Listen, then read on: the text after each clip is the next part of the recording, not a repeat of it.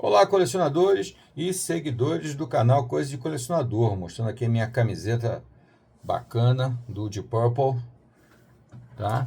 Um dos últimos álbuns dele, que é um álbum muito bom mesmo. Aqui também tem mais duas, uma do Infinity e a outra ali do Now Watch. Aí é do Now Watch também. Umas camisetas bem bacanas que vieram em edições especiais, box, né, com as caixas, umas edições muito bacanas, que inclusive tem no nosso canal. Tem vídeo no nosso canal falando desses três discos aqui. Esse aqui é o Whoosh, aquele lá o Infinity e aquele ali o Now Watch. Todos eles vieram numa caixa box bacana e todas vieram com camisetas dentro. Bem legal. Mas o papo hoje não tem a ver com edições especiais, não. O papo hoje é um papo um pouco mais técnico, tá? Porque eu faço referência nos meus vídeos com frequência a alguns termos que são mais técnicos da música, né? Não que eu seja um técnico em gravação de música ou um especialista, não tenho a menor pretensão de ser nenhuma dessas coisas. Sou apenas um fã que gosta muito da boa música, e a boa música, né, que não sai muito daquele trechinho que eu gosto, que é basicamente no rock, né, entre o erudito, o rock erudito, e o hard rock até o metal erudito, que são essa faixa aí que eu mais gosto. Além disso, logicamente, eu também gosto de música clássica, música erudita, né? Essa influência do rock maravilhosa, e também gosto de trilha sonora, que são coisas que, você pensar bem, estão intimamente ligadas, são muito próximas, né? Muito bem. E eu falo muito nos meus vídeos a respeito de masterização, remasterização, mixagem, remixagem, tal. Então eu achei interessante gravar um vídeo para a gente esclarecer um pouco isso daí. Logicamente, tem pessoas muito mais técnicas. Se você quiser conhecer um pouco mais, você vai ter outras fontes que vão esmiuçar melhor para vocês, entrar em mais detalhes. Mas para quem não é ou não quer ser um técnico em gravação de música, a explanação que eu vou fazer aqui agora, eu acho que é suficiente para matar um pouco da curiosidade de como é que você consegue construir um álbum de qualquer um desses estilos musicais que eu falei aqui, de rock, de erudito e de trilha sonora, de excelente qualidade, bom de ouvir, né? Porque muita gente pensa assim, o que importa é a música. Não, não é só a música. A música é um conjunto de coisas quando você vai e coloca para executar, seja um CD, seja um DVD de áudio, um Blu-ray de áudio, que são o estado da arte hoje em dia, né? Ou ouvir num streaming, ou ouvir num LP, né? E aí você vai ter o LP antigo e o novo LP, esse que agora se fala, né? De 180 gramas, porque é um LP com mais matéria-prima, né? Mais grosso, mais robusto, que inclusive tem capacidade de gravação maior. Isso também é um assunto que a gente fala muito aqui, né? A capacidade de armazenamento de uma mídia. O que é a capacidade de armazenamento? O que é uma mídia? Uma mídia é tudo isso que eu falei aqui. É o LP, é o CD, é o DVD, é o Blu-ray, né? São as mídias físicas. E existe também as mídias virtuais, são os arquivos de áudio, né, que tem nos streamings e em outras plataformas, né? Muito bem. Então, esclarecido esse primeiro momento, vamos passar então agora para um histórico rápido do processo de gravação para você ter um material de boa qualidade. Antes de tudo, é claro, você já sabe, eu vou pedir a vocês, se inscreva no canal e deixe seu like para a gente continuar batendo esse papo aqui numa boa. E eu também quero ouvir a opinião de vocês, não se esqueça, além de se inscrever no canal, deixar o like, também deixar no comentário alguma opinião, é legal isso, a gente também crescemos todos juntos, né? Então vamos lá.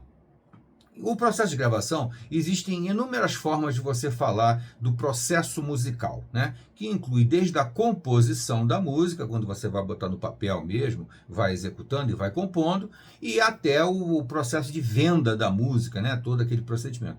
E esse processo é bem mais longo, mas eu vou me restringir ao miolo, a parte mais técnica da coisa, que é para esclarecer a qualidade que pode ter ou pode não ter num álbum de música. Quando eu falo álbum de música, é porque eu estou me referindo de uma forma genérica à composição, ao conjunto de músicas ou conjunto de movimentos de uma sinfonia, tal, que você coloca numa mídia. Então, aquele conjunto ali eu chamo de álbum. Álbum é tipo assim, um genérico, que quando eu me refiro a álbum, eu estou me referindo ao CD, ao LP, ao DVD de áudio, ao Blu-ray de áudio, ao streaming. Tudo isso aí executa um álbum de música. Ponto. Outro ponto que às vezes a pessoa pode ficar confusa quando eu falo, principalmente a geração mais nova, né? O pessoal mais novo não está muito acostumado com esse termo álbum. O álbum de música é um genérico. Você pode falar do álbum do Pink Floyd, The Dark Side of the Moon. Quando eu falo álbum, eu estou falando do conjunto da obra. Eu não estou falando que esse álbum existe ele no streaming, existe ele no LP, existe ele no CD, existe ele em DVD de áudio, existe ele em Blu-ray de áudio, quer dizer, né? Mas o álbum é a mesma coisa, várias mídias, beleza. Para chegar nesse álbum aí, você tem um processo técnico, processo que é a construção desse álbum, tá? E isso é muito importante a gente entrar nesse detalhe, porque às vezes você tem um resultado de um álbum que é sensacional. Por quê? Porque além da composição, da criatividade, do talento dos músicos, toda a cadeia de produção foi muito bem executada. E ela é tão cheia de detalhes que às vezes um lancezinho desse que dê errado estraga todo o resultado final, tá? Muito bem. Eu vou citar aqui, para começar, 2 exemplos de álbuns ao vivo. Ao vivo, que é um dos mais desafiadores na hora de você fazer a captação do som, né? O álbum ao vivo, quando eu chamo o álbum ao vivo, é o álbum com plateia, tá? Porque a gente também fala em gravação ao vivo quando os músicos estão todos presentes e juntos, tá? Isso é chamado de gravação ao vivo. Agora, quando nós nos referimos popularmente ao vivo, o ao vivo é com plateia, né? Então tem um álbum do Deep Purple, o famoso Made in Japan, que é um álbum com uma qualidade de som extraordinária, mas muito boa mesmo. Porque o Deep Purple, na verdade, quando gravou o Made in Japan, ele gravou aquilo a contragosto. O Deep Purple não queria gravar ao vivo porque ele sabia que a captação de som ao vivo sempre fica muito prejudicada, mas muito prejudicada mesmo, por causa de vazamento de som, de qualidade do som ambiente, por causa da participação da plateia, porque você não tem como eliminar o vazamento na captação das falas das pessoas, dos gritos, da emoção das pessoas. Então ele sempre foi contra. O Deep Purple sempre teve músicos muito preciosistas, que queriam uma qualidade de som excepcional, extraordinária. Então, mas eles acabaram aceitando, por muita pressão, fazer o Made in Japan, e o Made in Japan acabou sendo um disco muito acima da média para um disco captado com plateia, tá? Isso é muito importante dizer. Não adianta você querer comparar o Machine Head, que é o álbum que eles estavam lançando na época, com o Made in Japan. Por quê? Porque um foi feito naquele ambiente controlado do estúdio, o Machine Head, e o outro num ambiente descontrolado, né, de plateia, ao vivo, beleza? Mas dentro dos álbuns ao vivo, o Deep Purple Made in Japan é considerado extraordinário. Por quê? O que ele ganha em relação ao Machine Head? Ele ganha na espontaneidade dos músicos. Quando os músicos são excepcionais, sensacionais, acima da média, extremamente talentosos, que conhecem demais a música, que conhecem demais os seus próprios instrumentos, ao vivo eles criam muito, eles inventam muito. E o Deep Purple, quando foi gravar o Made in Japan e percebeu que era inevitável, ele seria gravado, eles relaxaram e fizeram o que eles faziam normalmente no palco. E foi um show, foi espetacular, porque eram músicos, alguns deles estão por aí, né? Tão talentosos que, né, acrescentou muito ao Machine Head. Mas é lógico, se você é um daqueles puristas que gosta, audiófilo, que gosta de ouvir com o máximo de acuidade a música, você vai preferir ouvir o Machine Head. Ainda mais as novas versões que vêm, né, remasterizadas, remixadas, e aí nós vamos bater esse papo aqui sobre a técnica. Mas antes eu ainda quero fazer um segundo comentário, um contraponto, né? Se o Made in Japan foi um disco de ao vivo, gravado com plateia, excepcional por causa da qualidade dos músicos, principalmente, né? Apesar de haver uma perda na qualidade da captação de cada instrumento, de cada sonoridade e tal, porque quando no estúdio você tem muito mais essa capacidade. Do outro lado, você tem o Live Evil do Black Sabbath. O Live Evil do Black Sabbath eu considero um disco pessimamente gravado, mas pessimamente gravado. Eu não tenho nem paciência para ouvir o Live Evil. Aí você vai dizer, mas é porque você não gosta de Black Sabbath. Pelo contrário, eu gosto muito de Black Sabbath, gosto muito mesmo. Principalmente dos álbuns que eles estavam fazendo a divulgação naquela época, né? O Live Evil é de 1983, se eu não me engano. Eles tinham acabado de gravar os melhores álbuns, na minha opinião, e eu acho na opinião da maioria, tá?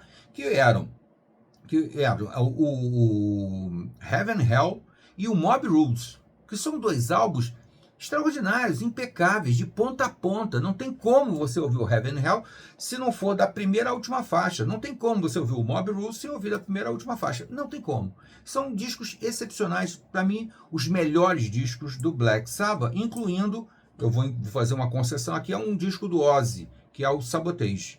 Então esses três discos são os três grandes discos do Black Sabbath, e eles são a maior parte do Live Evil de 83. Então não faltou músicas extraordinárias, uma escolha de repertório sensacional.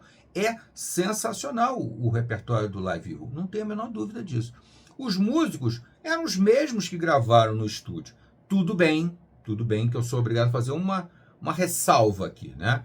O Black Sabbath não tem músicos do mesmo gabarito, do mesmo talento do Deep Purple. Não tem. Eu sei que os fãs vão ficar reclamando, mas paciência, aqui é a minha opinião.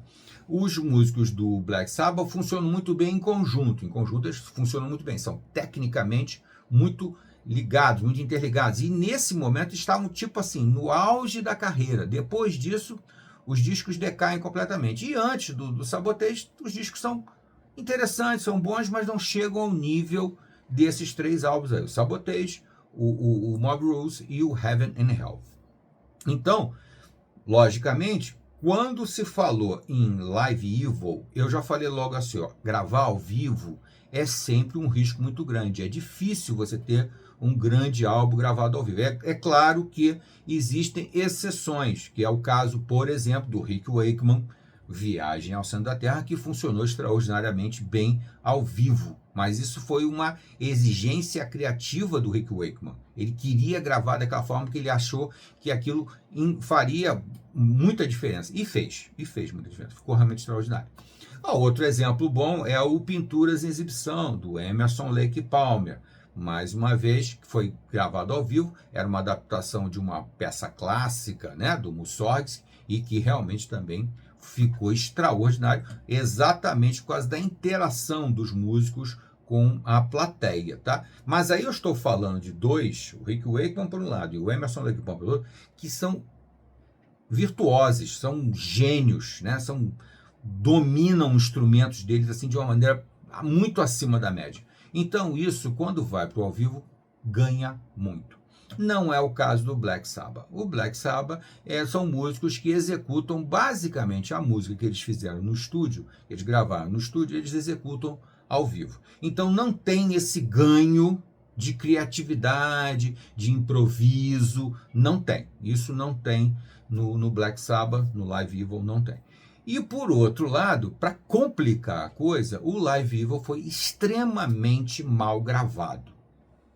Se você for ouvir o Mob Rules ou Heaven and Hell e ouvir as mesmas faixas no Live Evil, você vai sentir o som é completamente abafado, achatado, parece um daqueles rádios de pilha antigamente, completamente sem definição. É um som mal definido, é um som mal resolvido. Se você ouve o Mob Rules, se você ouve o Heaven and Hell, se ouve o Sabotage, os discos de estúdio, você sente que a música tem muito mais profundidade, detalhes, sonoridades, do agudo mais agudo ao grave mais grave, com todas as nuances e tonalidades dos médios, são muito bem gravados. Já o Live Evo, não. Eu não sei exatamente em que momento aconteceu o erro, mas eu acredito que foi na captação do som. A captação do som, agora entrando no assunto que eu quero falar realmente, que são as fases da produção de um álbum, né? Ela começa exatamente com a gravação, que é a captação do som, que é o momento é aquele ali, né? Esse processo normalmente é feito através dos músicos executando a música, a melodia, a composição no seu instrumento. Anteriormente, isso era feito tudo com um microfone só, todo mundo tocava junto, isso nos primórdios lá da música. Há muito tempo, os processos de gravação melhoraram infinitamente, como quase tudo na tecnologia, na nossa tecnologia do dia a dia, né? Isso atingiu a música profundamente mesmo. O processo de gravação passou a ser feito como captações individualizadas dos instrumentos. Para alguns músicos, ainda é melhor gravarem todos juntos no mesmo ambiente, cada um tendo a sua captação de som individualizada, e eles todos indo para uma mesa, que é chamada de mesa de multicanais, tem vários canais. Cada canal vai captar o som proveniente de um instrumento, tá? Ou através de microfone, ou através da eletrônica mesmo, do plug, né? Na guitarra, etc., no teclado, tal. Muito bem. Isso é um processo.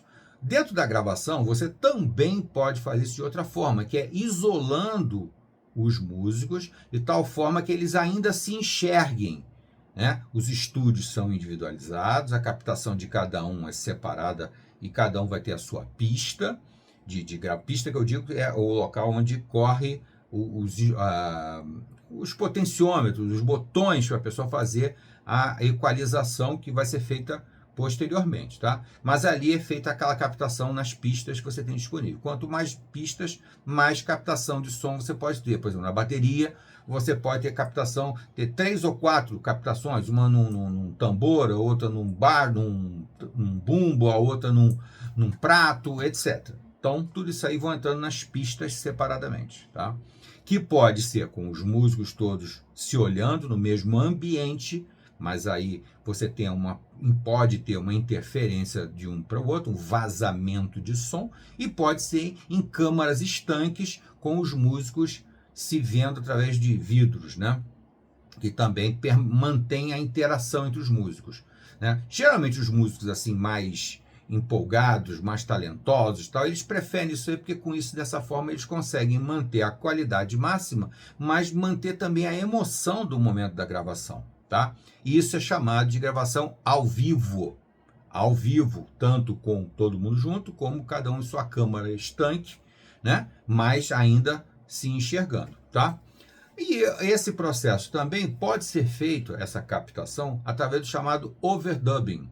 O overdubbing, o que é? É quando você pega sobreposições dessas captações. Ou seja, não há necessidade dos músicos estarem se enxergando. Eles podem estar totalmente isolados ou podem até gravar em momentos diferentes, né? Porque você faz a captação da guitarra, você faz a captação da bateria, você faz a captação do teclado e você vai tendo todas as pistas sendo montadas ali, todas as gravações sendo montadas ali. Muito bem. Com isso, você pode fazer uma infinidade de coisas, tá? Seja ao vivo, todos juntos, ao vivo, todos separados, mas se enxergando, ou todos isolados, ou gravando até em momentos diferenciados. Aí você pode, então, sobrepor. Aí você tem, então esse é o processo, esse é o estágio que a gente chama de gravação, tá? Ou de captação do som, tá? E também tenho que explicar o seguinte para vocês, gente, eu não sou um técnico nesse assunto, eu não sou um especialista, não. Eu sou apenas um curioso que procurou aprender estudar para poder transmitir para vocês de uma forma um pouco mais simplificada, tá bom?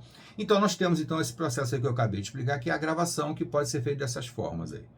Depois da gravação, você tem o trabalho da edição, seria a segunda fase. Na edição, você tem uma infinidade de possibilidades na hora de montar essas pistas que você tem aqui gravadas, tá? Você gravou as pistas com os instrumentos, né, com a voz, aí você vai fazendo essa edição. Você, por exemplo, como fazia, por exemplo, o John Bonham, baterista do Led Zeppelin, e aliás, mais o Jimmy Page, né, que quem fazia essa parte de edição era o Jimmy Page, né?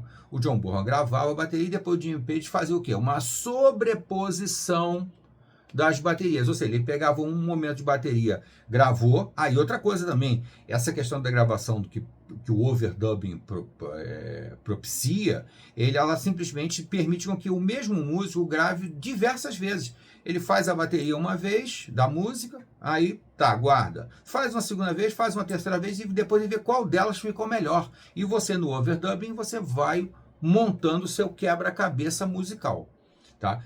O overdubbing, que é o que eu ia dizer agora, o Jimmy Page às vezes pegava a bateria do John Bonham 2 vezes e botava uma em cima da outra, com um pequeno delay, e isso criava um espectro sonoro, uma reverberação, que a bateria do John Bonham praticamente ficava gigantesca na gravação final, tá? E isso é um dos benefícios que o overdubbing proporciona. Agora, você tem que saber usar isso.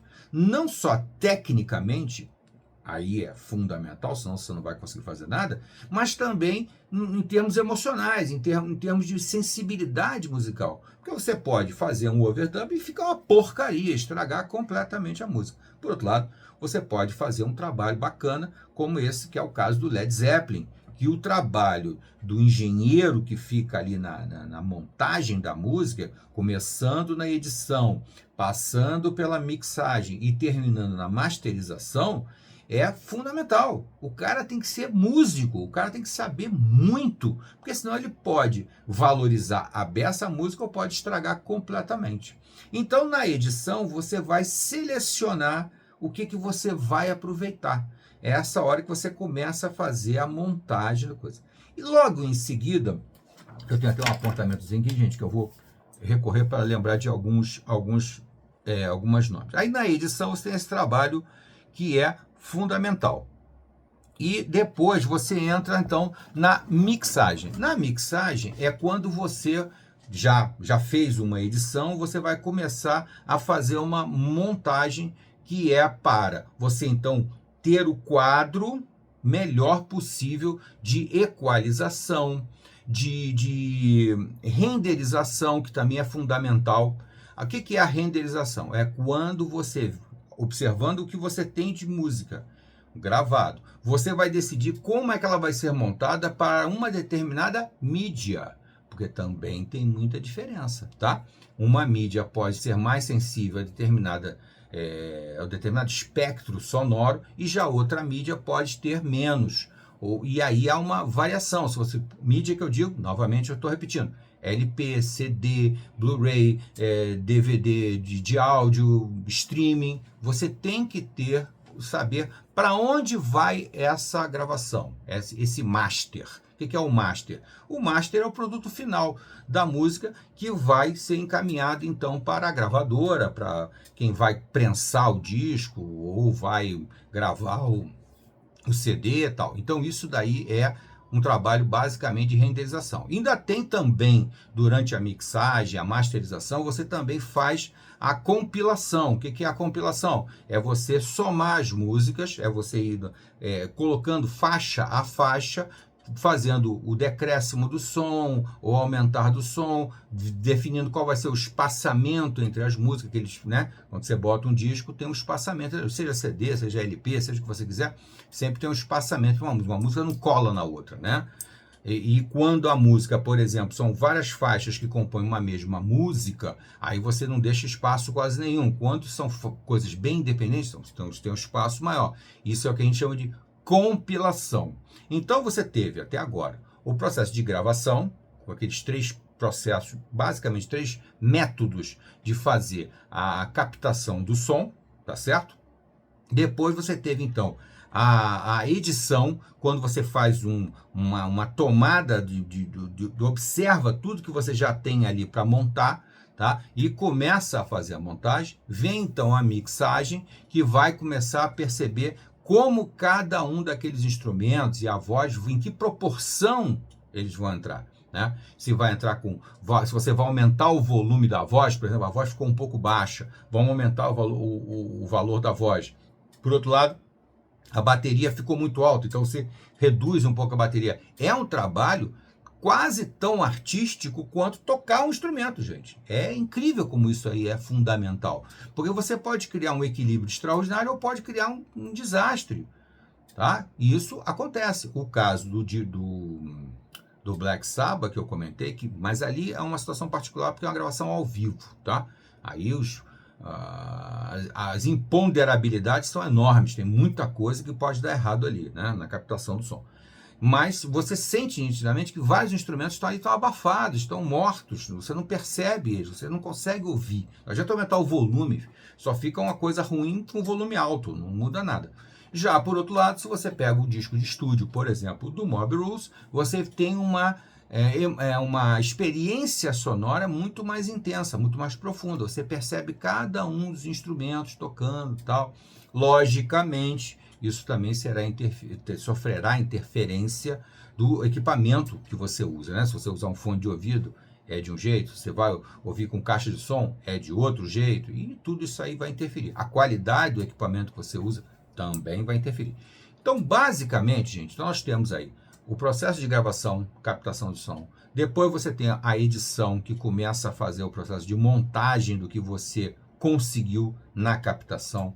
Depois você tem o processo de mixagem, quando você começa a misturar isso tudo aí da maneira mais equilibrada possível para ficar agradável aos ouvidos e ao mesmo tempo com todas as nuances. Existe muita história aí nos bastidores dessa parte técnica, na pós-produção, digamos assim, na pós-produção, que aí começa a partir da edição, né? A produção é a captação. Depois, na pós-produção, aí entra a edição, a mixagem e a masterização. Nesse processo, existem acusações de músicos que ou limam completamente, tiram completamente a gravação de um instrumento, né, por questões de brigas internas e desentendimentos, e outros que às vezes não tiram, mas sobrepõem, acrescentam mais para um determinado músico, um determinado instrumento. Isso aí são coisas de bastidores que acontecem, tá? Não pense você que não acontece. Acontece, mas logicamente, uma coisa muito restrita, né? Não se pode fazer isso, não é eticamente correto, né? Moralmente correto, lógico que não. Mas então você tem esse processo. Gravação com a captação do som, depois você tem a edição, depois tem a mixagem e finalmente a masterização. Que a masterização é aquela onde você define para que mídia eu estou preparando essa música aqui, ou esse álbum aqui. É para tal mídia. Bom, então eu tenho que ter um master de tal formato, com um determinado tipo de arquivo, tal. E muitas vezes você também faz uma nova equalização do som, porque nessa mídia os sons graves ficam mais mornos, ficam mais sem graça. Então você tem que dar uma acrescentada nos sons graves para ficar mais destacado. Ou, ao contrário, são os agudos que ficam meio achatados. E aí você então volta lá, equaliza novamente para que os agudos se somem, né? Logicamente, quando a masterização é feita, a peça musical já está pronta. Ela mais ou menos veio da gravação, né? Passou pela edição, passou pela mixagem, que é quando você monta a música propriamente dita, e vai para a masterização, quando você então vai definir isso daí. Por exemplo, para que mídia vai? Aí você vai fazer a renderização, novamente equalizando alguma coisa para um determinado projeto ou outro. Por exemplo, o CD, para o DVD, para um DVD de áudio, né? Um Blu-ray de áudio, ou para um streaming, você vai fazer essas alterações. Tanto é que, muitas vezes, se você pegar um master que foi feito para todo mundo, ele vai ter resultados diferentes nas diferentes mídias. Se você pegar uma masterização única, e jogar no CD, gravar no CD, gravar no Blu-ray, ou gravar no DVD, ou gravar no LP, você vai ter resultados diferentes, apesar de ser o mesmo master. Por quê? Essas mídias têm uma capacidade de interpretação sonora diferenciada, tá bom? Eu sei que não foi assim, ó, o papo mais simples do mundo, é um pouco mais técnico. Mas o que eu quis dizer basicamente para vocês é o seguinte: como é importante esse processo de captação e de pós-produção, tá? Primeiro, a captação tem que ser feita da maneira mais incrível e perfeita. E aí tem um exemplo também que eu gosto de citar sempre, que é uma banda que sempre foi muito caprichosa no que fez, que é o Led Zeppelin, né? O Jimmy Page, ele tem uma cabeça assim gigante para a música, né? Uma sensibilidade sonora extrema. Então ele visualizava a música muito antes de resolvê-la, digamos assim, né? A pré-produção do Jimmy Page é uma coisa extraordinária. Ele não deixava aquilo correr solto, ele tinha um controle sobre todo o processo musical para conseguir o resultado que ele conseguiu, né? 10 álbuns excelentes. O Led Zeppelin tem 10 álbuns excelentes, principalmente nessa parte técnica, porque o Jimmy Page era além de um grande músico, um grande talento, um grande criador, um grande compositor, também um grande técnico de som, um grande engenheiro de som. Ele era um engenheiro de som, né? E por isso esse preciosismo. Tanto é que agora, em 2010, mais ou menos, ele fez uma remixagem das músicas do Led Zeppelin. Ele mudou essencialmente a mixagem dos anos 70? Não, ele não mudou essencialmente. Ele quis que nas novas mídias mantivesse a sonoridade que ele tinha na época só no LP. Porque na época a mixagem e a masterização era feita exclusivamente para o LP. Não tinha outra mídia, só tinha o LP. Depois veio a fita cassete, mas a fita cassete ninguém nunca deu muita bola. Aquilo era gravado, se usava o master do LP e botava na fita cassete. Nunca teve boa qualidade. Mas com as novas mídias, com o CD, o DVD e o Blu-ray, e também lembrando que o CD melhorou de qualidade exponencialmente, tá, gente? O CD que se fazia nos anos 80, final dos anos 80, anos 90, era muito inferior ao CD que nós temos hoje em dia. Ele tem uma capacidade de armazenamento muito maior. A mesma coisa o LP. O LP que foi gravado nos anos 70 tem uma sonoridade muito inferior a desses de 180 gramas, que o pessoal faz referência a 180 gramas, ele tem uma capacidade de armazenamento de som muito superior.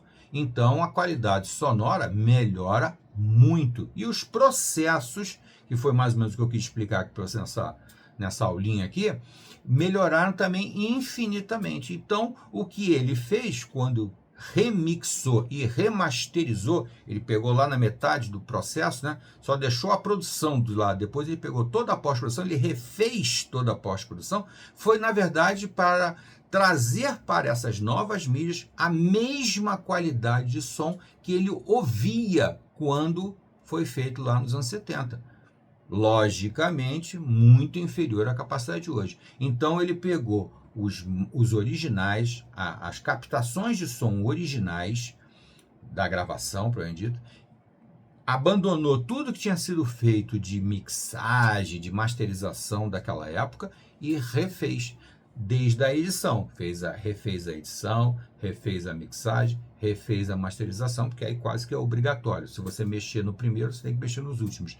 Então ele reestruturou. O que você ouve nessa coleção que saiu dos 10 álbuns do Led Zeppelin, remixados e remasterizados pelo Jimmy Page, porque é bom, porque foi o próprio autor, o próprio compositor quem fez, né, quem remixou e remasterizou, é uma experiência sonora extraordinária.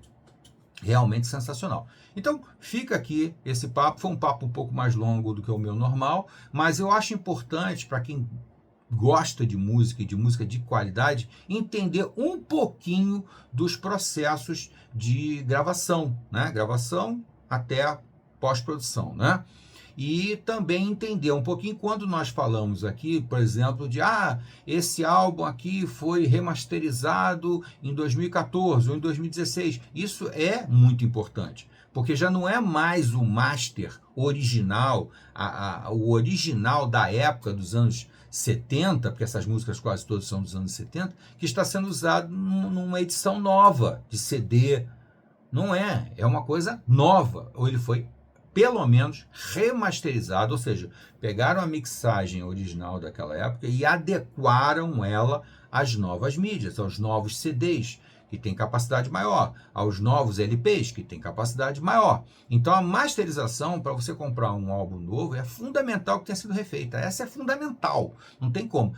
Quem for mais preciosista, mais detalhista, aí vai gostar de ter uma remixagem, ou seja, voltou um pouco mais no processo e refez, tá? Que é, por exemplo, o caso do Yes, né? Tanto o Fragile quanto o Close to the Edge, além de sair CDs novos, remasterizados, saíram também edições remixadas. Pegaram um papa da engenharia musical, aliás, um compositor, né? Esqueci o nome dele agora, Wilson, oh meu Deus, vai me falhar a memória aqui, que é um técnico de som que se dedicou a pegar as composições originais, a captação original de cada instrumento do Yes, tanto no Fragile como no Close, e fazer uma nova mixagem, tá? Se você ouvir e comparar o LP lá dos anos 70, desses dois LPs aí, dos anos 70, se você comparar com um CD feito nos anos 90, se você comparar com os mesmos álbuns, com um CD remasterizado depois de 2010, mais ou menos assim, e pegar essas edições remixadas e, logicamente, remasterizadas, quando você volta o processo, você vai perceber nitidamente que a qualidade do som é muito superior, mas muito superior. Principalmente se você tiver um equipamento muito bom, tiver fones de ouvido muito bons ou caixas de som também muito bons. Meu Deus, estou esquecendo o nome dele, é Wilson. Não vou lembrar quem. É um cara que é até daquela banda, se não me engano, Porcupine. Não vou lembrar o nome dele agora aqui, mas não tem problema.